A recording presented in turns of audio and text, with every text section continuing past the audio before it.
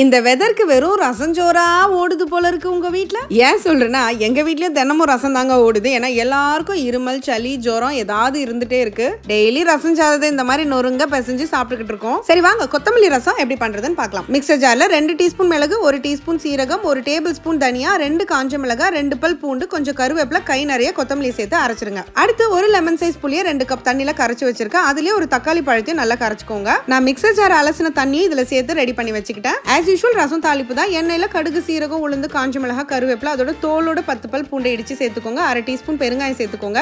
அதுலயே நம்ம அரைச்ச கொத்தமல்லி பேஸ்ட்டும் சேர்த்து 1 நிமிஷம் மட்டும் வதக்கிக்கோங்க. இதுல நம்ம புளி தண்ணி ரெடி பண்ணி வச்சிருக்கோம் இல்லையா, அதையும் சேர்த்துட்டு 1 டேபிள் ஸ்பூன் கல்லுப்பு சேர்த்து கலந்துக்கோங்க. இந்த மாதிரி நுரைச்சு வரும்போது கை நிறைய கொத்தமல்லி சேர்த்துட்டு ஸ்டவ் ஆஃப் பண்ணிடுங்க. அவ்வளவுதான், மணக்க மணக்க கொத்தமல்லி ரசம் டக்கரா ரெடி ஆயிடுச்சுங்க. இதுக்கு முன்னாடி இது மாதிரி நீங்க ட்ரை பண்ணதில்லைன்னா நிச்சயமா ட்ரை பண்ணுங்க. அப்படியே மறக்காம ஸ்டவோட சமைக்கும் போது கொஞ்சம் லவ்வோட சமைச்சிங்கன்னா சுமாரா இருக்கிற சமையல் கூட சூப்பரா இருக்கும்.